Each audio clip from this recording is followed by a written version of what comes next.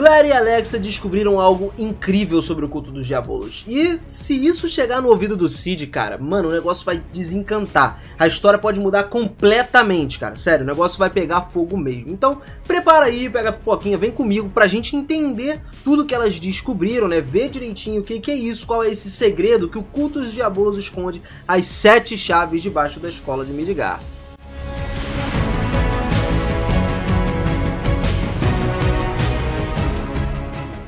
Fala, seus otakus, beleza? Eu sou o Binas e sejam muito bem-vindos a mais um vídeo aqui no canal. Galera, é o seguinte, a Claire e a Alexa estavam na frente de uma porta de um determinado quarto lá no dormitório feminino. Elas iam perguntar pra Nina sobre o livro sagrado, né? Basicamente o livro que o Cid uma vez tinha até falado pra Claire que a Nina que deu pra ele, era um grimório proibido. E no dia seguinte, quando ele pediu, a Nina trouxe na mesma hora. E aí a Claire cismou que ela seria capaz de falar e falou que o Cid não contaria nenhuma mentira pra ela e tal. Sabe que mal sabe ela que o Cid esconde um trançalhão de coisa dela, né?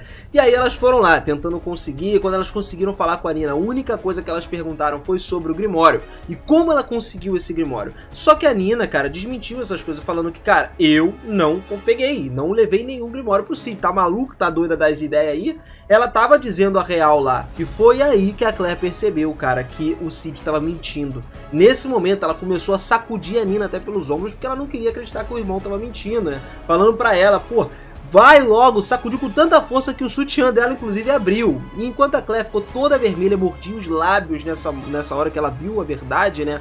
Ela só pensava em como punir o Cid por ter mentido pra ela mais uma vez. A Claire, toda vermelha de raiva, então saiu do quarto enquanto a Alexa foi atrás dela, não ia deixar a garota sair sozinha. Depois disso, a sala ficou completamente silenciosa e foi aí que a Nina se levantou e caminhou até a janela. O sutiã dela que tinha aberto, né, tava desabotoado, acabou caindo no chão. E o que apareceu foi a figura dela refletida no espelho, aonde, do lado esquerdo do peito dela, tinha uma cicatriz. E foi nessa hora quando ela disse, é hora de agir. Passando a mão em cima dessa ferida, com aquele olhar meio gelado, né? Um olhar profundo olhando pra escuridão. Pô, olhar de quem tá traíra, pô. Olhar do X9, do negócio que tá do lado do inimigo, pô. Não dá pra rolar isso aí não, tá ligado, né? Depois disso, então, a Claire forçou o Cid a ir pro quarto dela, depois de descobrir toda essa verdade, e ela derrubou ele no chão, ficou em cima dele mais uma vez, provocando o Cid, ameaçando ele por ele ter mentido pra ela de novo. O Cid, pô, tava primeiro sem entender nada do que tava acontecendo, então ele perguntou pra ela que mentira foi essa, e aí ela acabou apertando o pescoço dele com mais força, mas ele tava perguntando sério, pô, ele não sabia realmente, porque ele assumiu pra ela que já mentiu tantas vezes pra garota, que cara, ele não sabia qual das mentiras ela tinha descoberto, qual que ela tava se referindo. A Claire então foi com o rosto pertinho do Cid, olhando nos olhos dele diretamente, e disse que tá de boa, acreditava nele porque o olhar dele dizia que ele tava realmente falando a verdade, agora tava sendo sincero. E parece que ela é cega, né, pelo visto, porque ela não tá vendo a eminência das sombras ali, mentindo pra ela a todo momento, cara. Então o Cid falou que ele não tinha contado a verdade pra ela sobre aquela parada da Nina, porque acontece que tinha uma grande razão por trás disso daí. E ela aceitou isso de boa, ela nem questionou qual era a razão, e assim do nada terminou a conversa. Pois é, então a preocupação do Cid era o quê? Será que a doença da Claire tá continuando a progredir? E você deve estar pensando, pô, mas ele já não curou ela da doença? Sim, ele já curou ela da doença, da mesma doença que ele curou todas as Shadows, né? Todas as sombras lá do Shadowgarden. Só que não é a mesma doença, a gente tá falando de uma outra doença dos diabolos que já vai ser citada aqui. Mas de qualquer forma, a Claire revelou pra ele, no momento ali, que a academia tava nas mãos de uma organização maligna. Óbvio que o Cid já sabia disso, né? Porque ele sendo Shadows, ele já sabia dessa parada toda. Mas continuou fingindo que não sabia, ela foi falando que ia revelar esses segredos e que tinha uma missão muito perigosa pra fazer. Mas por causa do seu irmão, mesmo sendo perigoso, ela poderia fazer isso de qualquer forma. E ela também deixou claro pro Cid que, claro, porra, ele sendo irmão dela, obviamente que vai ter gente que vá atrás dele por conta disso. Mas aí ele não precisava nem se preocupar, nem ela, né? A eminência das sombras manda bala. Claire faria inclusive o seu melhor também para manter qualquer pessoa que tentasse machucar o Cid fora de caminho. Ela mataria essas pessoas. Só que de repente ela olhou para um espaço vazio, começou a brigar com a Aurora que estava aparecendo lá, dizendo que estava ficando, tentando ficar mais sentimental nesse momento com o seu irmão, né, para ela parar, para ficar quieta.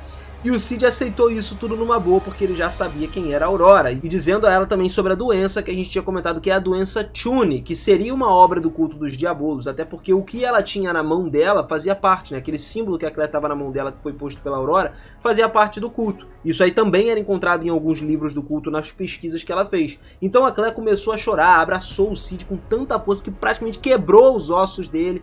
E depois de todo esse drama aí, à noite é que chegou o momento que o Cid tanto esperava, né? Ele saiu furtivamente do dormitório e, como era de costume, ele se infiltrou no telhado da academia. Agora a academia estava num estado mais de alerta, né? Todos os lugares, inclusive os dormitórios, estavam sendo fortemente vigiados por conta dos desaparecimentos dos alunos, por conta de terem encontrado um cara morto que caiu do telhado, que inclusive foi o Cid que matou, mas isso aí fica para uma outra história. E por causa disso, os outros alunos começaram a ficar mais nervosos, né? Mesmo que o Cid não esperava que as coisas de um ladrão chegassem num ponto desse, os eventos como esse justamente eram dias fora da rotina diária, era tudo que tornava mais emocionante para ele, para uma eminência das sombras como sempre, né? Até porque na vida passada do Cid, ele sempre foi o tipo de pessoa que se empolgava quando chegava uma grande tempestade de repente, por exemplo, né? E é isso, a atmosfera dentro de uma sala cheia de escuridão, mesmo no meio da tarde, com muita chuva, vento, era simplesmente incrível para ele. Parecia que algo estava prestes a acontecer, só que no final acabava que nada acontecia. Mas isso acabou fazendo ele pensar também, ele refletiu um pouco. E se o Cid, né, se ele mesmo tiver o próprio dever de fazer algo acontecer? É aí que essa cara da Eminência das Sombras entra em jogo, cara. Acontece que os alunos viviam sempre numa vida monótona, sempre estudando e tal, vai pro dormitório, come, estuda, era só isso. Era uma vida chata, muito tranquila, então certamente eles estavam esperando que acontecesse um evento que quebrasse essa monotonia total. E enquanto ele pensava no que fazer para isso, de repente o Cid começou a ser cercado por uma névoa mais densa. Então quando a névoa terminou de se acumular ao redor dele, de repente ele estava num espaço totalmente branco, diferente do que ele já tinha visto. Literalmente ele havia sido transportado para uma outra dimensão. E embora isso já tivesse acontecido antes, provavelmente lá no santuário, uma garota apareceu de repente dessa vez e perguntou quem era que estava dentro daquele espaço branco. Ela era um pouco mais nova do que o Cid e usava uma roupa branca, e um pedaço dos seus olhos era lindamente de cor violeta. A idade que ela aparentava agora era diferente da de antes, mas ele reconheceu essa garota instantaneamente. Era Violet, ou melhor dizendo, a Aurora, tá ligado? E parece que essa pequena Aurora tava com medo. Então ela do nada começou a gemer, falar lá enquanto segurava a cabeça dela com força, gritando. E ao mesmo tempo que ela soltou o grito, ela liberou um grande poder mágico. Sorte que o Cid conseguiu desviar desse golpe do poder mágico da Violet e se aproximar dela. Nessa hora, ele estava simplesmente sem palavras. A Aurora adulta tinha um grande poder mágico, mas a pequena superava a adulta, tá ligado?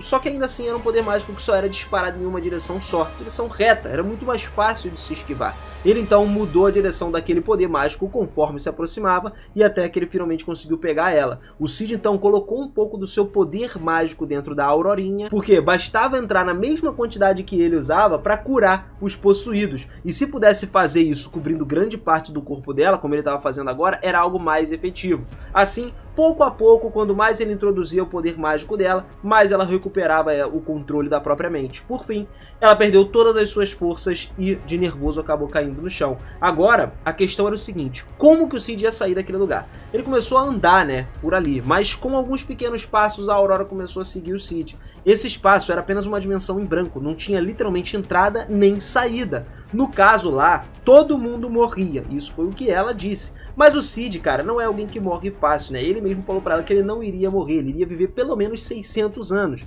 mas ainda estava procurando uma maneira de viver mais do que isso. Ele até convidou a Violet para sair de lá com ele nesse espaço, porque, embora a verdade seja simples, se o Cid explodir todo esse espaço, ela sumiria. Assim como no momento, por exemplo, em que ele fez isso, a Violet adulta, a Aurora adulta, desapareceu, que aconteceu lá no anime. A Aurorinha, então, apontou para o bolso do Cid, e aí ele colocou a mão dentro do bolso e tirou uma joia vermelha que tinha encontrado um tempo atrás. Essa era uma pedra que a Aurorinha falou que era dela, e nesse momento ele ouviu alguma porta fechada por longe. A Aurora estremeceu quando viu isso, mas o estranho é que nesse espaço vazio não tinha nenhuma porta à vista, tá ligado? De repente algumas vozes começaram a ser ouvidas e depois disso a dimensão branca começou a se rachar como se fosse vidro. O Cid até tentou dar essa joia para a Aurora, mas a joia vermelha acabou caindo no chão e ele não conseguiu entregar para ela. Ele tinha voltado então para o telhado da escola. A dimensão branca, a névoa, a garota da roupa branca, tudo tinha desaparecido e voltado ao normal. O Cid então pegou a joia vermelha que tinha caído no chão e colocou de volta no bolso. Ele estava estendendo o seu alcance agora para ver, né, o poder mágico dele, para ver se ele encontrava a Aurora, procurava pela presença dela, mas ele não encontrou, embora ele tenha encontrado outras pessoas. A Claire e a Alexa, cara. Sob a luz do luar, duas sombras estavam se esgueirando para dentro da biblioteca pela janela.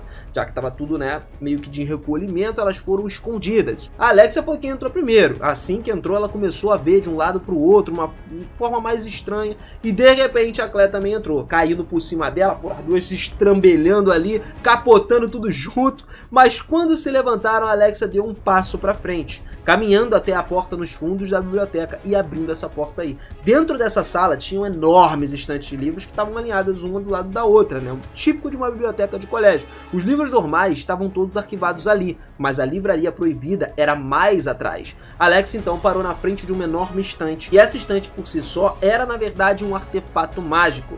Mas para poder abrir esse artefato aí, ela tinha que recitar um feitiço que o pai dela costumava dizer para ela quando ela era criança, contando aquelas histórias, né, antes de dormir, coisa de pai. E a Alex então respirou fundo e lançou um bibidi-bobidi-boo, que não adiantou de absolutamente nada, mano. Então quando ela mudou o pito em vez do bibo, aí a enorme prateleira começou a se abrir. Aí é que funcionou, não era que era real isso aí, mano. A Alex e a Claire então foram pro outro lado da estante, e quando elas estavam lá dentro, elas soltaram um som de espanto, mano, porque depois delas entrarem dentro do depósito de livros proibidos, a sala tinha belos candelabros, né, era coisa luminosa mesmo, bonito lugar pra caramba, mais bonito do que a biblioteca principal, e tinha muito livro, muito livro. Ah, por mais que eles fossem antigos, descoloridos e tal, tinha aquele estilo único. Agora o problema era achar o livro que elas estavam procurando. Se elas começassem a procurar o livro, né, olhando livro por livro, cara, aí isso aí levaria a noite toda, provavelmente até mais de um dia. Então a Alexa resolveu chamar esse livro com a mente. Ela moveu os braços, botou estilo Professor Xavier na cabeça, né? De maneira que ela começou a pensar e logo uma luz apareceu, né, na sala e o suposto livro começou a flutuar. O livro foi colocado na frente do rosto da Alexa e foi aberto automaticamente. Rapaz, que bruxaria é essa? Virou Harry Potter agora, negócio. Virou Harry Potter, pô. Mas nenhuma das duas conseguia traduzir o livro. Olha que coisa legal. Abriram o livro, não dava pra traduzir. Então elas procuraram uma forma de traduzir e de repente uma voz totalmente desagradável foi ouvida em torno da livraria proibida. As duas procuraram por toda parte, mas não encontraram nada nem ninguém ali naquele lugar. Quem falava, na verdade, era o núcleo do depósito de livros proibidos. E, inclusive, ele traduziu o texto para elas. Só que um texto específico era onde estava selado o braço dos diabolos. E bem, pra ele isso aí era fácil de falar, né? Ele estava exatamente debaixo da escola nas ruínas subterrâneas. Então o livro flutuante começou a virar as páginas do nada, traduzindo tudo e começando a brilhar. E contou que há muito tempo no passado, o herói e o demônio Diabolos lutaram nesse lugar. Nessa batalha, o demônio perdeu um dos braços e o braço dele foi selado. Aí aconteceram muitas coisas que aquele lugar acabou totalmente em ruínas. Muitos lutaram pelo controle do braço dos Diabolos, mas ninguém escreveu muitos detalhes sobre isso na história. Só que aparentemente o braço estava escondido naquelas ruínas debaixo do colégio. Tá, mas como que elas chegariam àquelas ruínas? Existe uma igreja escondida em algum lugar na academia, que só aparece dentro do lugar branco lá, né? Que é pra lá que elas poderiam ir para entrar dentro do culto. Assim as duas descobririam de fato o objetivo do culto dos Diabolos. Eles provavelmente querem quebrar o selo do braço, mas o que isso tem a ver com o sequestro dos alunos que estavam acontecendo? Bom, provavelmente para quebrar esse selo aí, eles estavam pegando esses alunos. Provavelmente seria mais fácil de fazer com um poder mágico semelhante por perto. Isso explicaria por que eles estavam escolhendo apenas alguns alunos específicos que têm mais poder mágico por causa justamente disso. Então, antes de fazer qualquer coisa, a Alexa queria contar isso para Iris, para a irmã dela, porque agora, tendo provas, tudo ia ficar mais fácil. Então eles resolveram sair de lá o mais rápido possível. Alex e a Claire aumentaram as suas habilidades físicas então usando o seu poder mágico. E em um piscar de olhos eles chegaram ao armazém de um tempo atrás. Alex então saiu do armazém, né, com o livro proibido nos braços, só que lá, nos cantos das prateleiras, tinha um cara velho e alto que estava escondido esperando por elas. A Alexa até tentou esconder o livro, mas não adiantou. O cara viu e era tarde demais, né? Ele dizia que pegar um livro proibido, inclusive sem permissão, era um crime muito grave. E mesmo para um membro da realeza, isso poderia ser punido severamente. Sem falar no aluno do lado dela, aquela Claire, né? Que, pô, com certeza isso aí poderia até afetar o Cid de alguma forma. Será que elas seriam expulsas ou não por conta disso? A Alexa tentou explicar para ele de alguma forma, dar alguma desculpa, então o homem abriu uma exceção para elas e levou elas para um outro lugar completamente diferente. A Alexa seguiu eles enquanto falava baixinho com a Claire, que vinha atrás. Daí a Alexa puxou a Claire pelo braço e as duas saíram do armazém. E eles caminharam até que o homem de repente se virou e começou a sorrir. Só que não era qualquer sorriso, cara. Era um sorriso totalmente desagradável. Então, de repente, eles perceberam que o corredor estava cheio de uma névoa branca do nada. Começou a aparecer de um momento para o outro e essa névoa estava subindo ainda mais rápido, mas elas não viram de onde vinha. Não tinha como vir do chão, não tinha como vir da parede, e então o mundo desmoronou. A paisagem inteira se despedaçou como vidro e se estilhaçou ali. Eles estavam no corredor da academia, só que agora o espaço que eles vieram, né, era totalmente diferente. Era um mundo cheio de névoa branca, assim como o Cid tinha vindo também. E de todos os lugares veio um aroma doce, um aroma diferente. A Alexa aguçou os seus sentidos e sentiu a presença de várias pessoas escondidas na névoa. Todos eles foram se aproximando aos poucos cautelosamente. E eles não pareciam ter boas intenções com as duas não, tá? A Alexa então apontou a espada para o diretor, em que ele continuou parado no meio da névoa e com um sorrisinho no rosto maldoso. O diretor então tirou o grande facão dele da roupa. Na verdade não era só um, eram dois facões que ele tirou. Um para a mão esquerda e outro para a mão direita para lutar contra elas. As duas então tiveram que virar as costas uma para outra, pô, cuidar da retaguarda da outra para começar a lutar. Os ataques dos facões vinham de dentro da névoa para cima delas. A Alexa conseguiu recuar para desviar do primeiro ataque e depois recebeu o segundo. O diretor até estranhou, enquanto ela meio que aproveitou essa oportunidade para tentar contra-atacar ele, e o movimento natural da espada dela conseguiu deixar um pequeno arranhão na bochecha do cara. O homem então recuou para se reposicionar e enxugar o seu sangue que escorria pelo rosto. Isso porque a Alexa melhorou em combate, cara. Antes ela era só aquela mera imitação da irmã dela, como a gente viu no começo do anime, ela falando que queria ser como a princesa Iris, né? Só que agora ela superou isso, ela tá diferente. E a maioria dos inimigos ao redor agora estava no chão, tinha sido derrotado. Eles continuavam caindo um após o outro, como a gente falou, tinha muita gente lá. Então, dois sons metálicos foram ouvidos no chão. Alexa e Claire do nada largaram as suas espadas. Por quê? Porque o diretor soltou um perfume paralisante, relaxante muscular, na qual as duas meninas não aguentaram nem mais ficar em pé e acabaram caindo no chão, enquanto o homem olhava para elas de pé e ia acabar com elas. O diretor então pegou uma corda, amarrou as duas, o braço das duas, e então começou a falar sobre Fenrir. A Alexa tentou lembrar de algum participante do festival Bushin, né, e de alguns dos espadachins mágicos de outros lugares que se chamava Fenrir, mas ela não se lembrava, literalmente não tinha nenhum com esse nome aí. Fenrir, na verdade, foi considerado um espadachim mágico muito poderoso. Aliás, o mais poderoso do mundo, né? O seu nome ecoava por toda a face da Terra. O problema é que ele supostamente viveu há centenas de anos no passado. Além do mais, não tinha certeza se ele realmente existiu.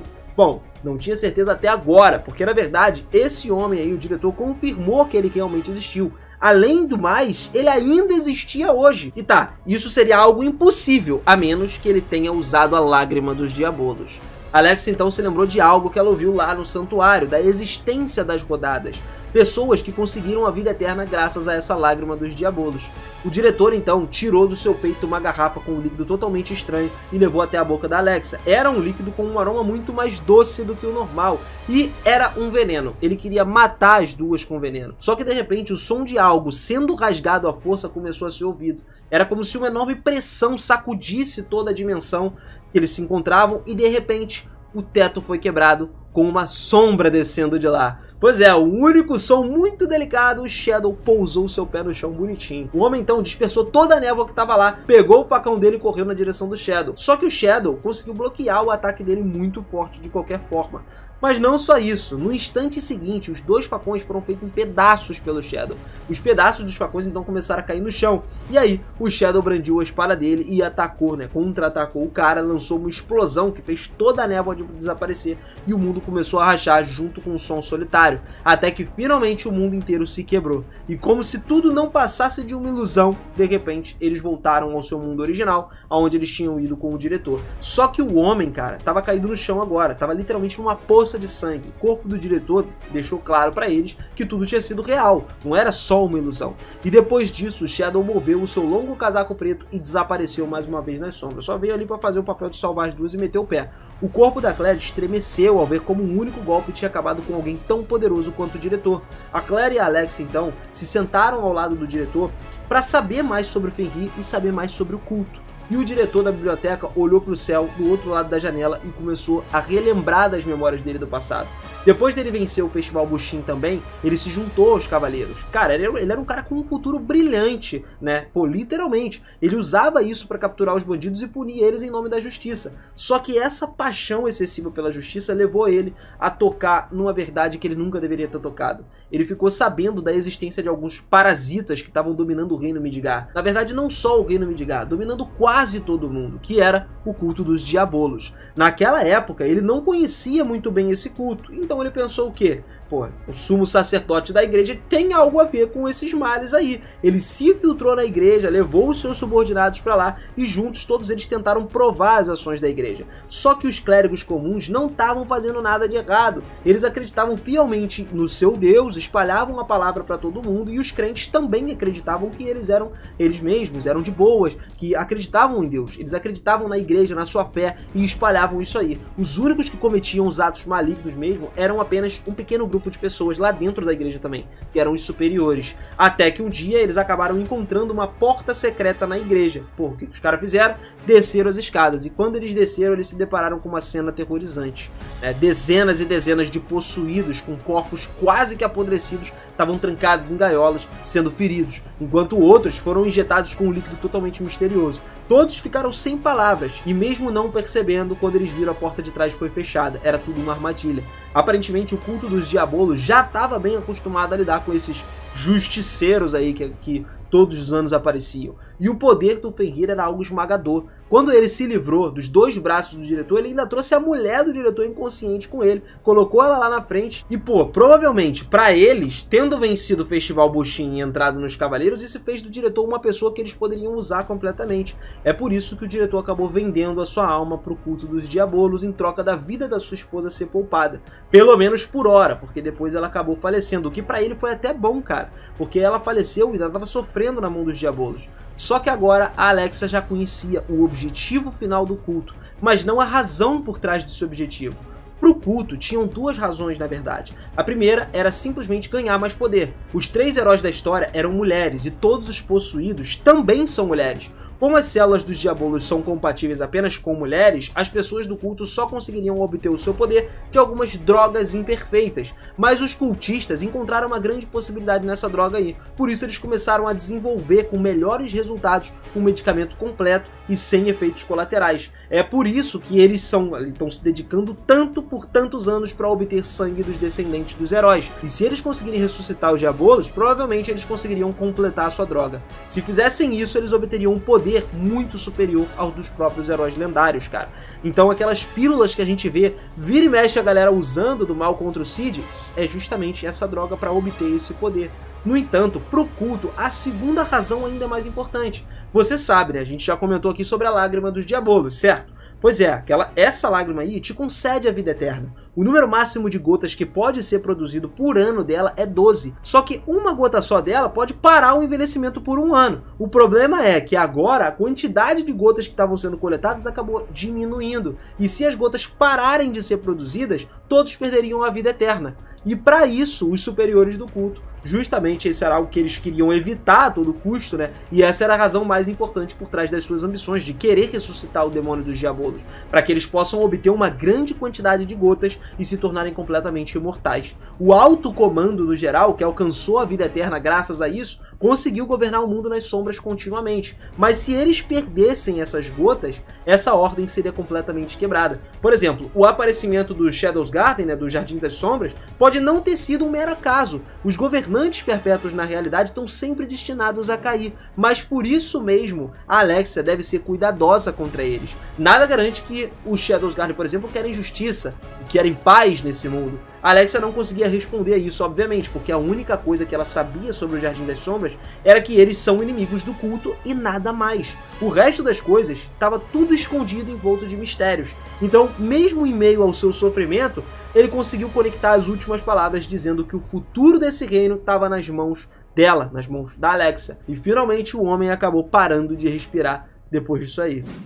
Rapaz, que história foi essa? Que descoberta foi essa, cara? Eu te confesso que, ó, me arrepiou todinho, mano, só de saber disso. Não dá pra vocês verem, mas realmente eu fico arrepiado, cara.